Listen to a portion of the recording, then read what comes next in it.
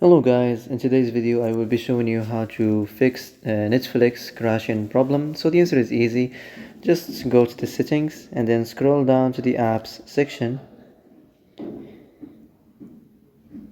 and then go to the search and search Netflix.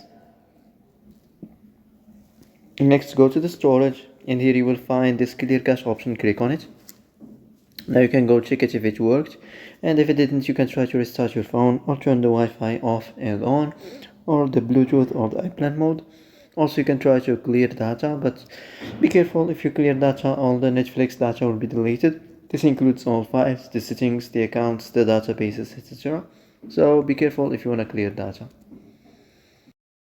So that's it for today's video. I hope this is the answer you've been looking for.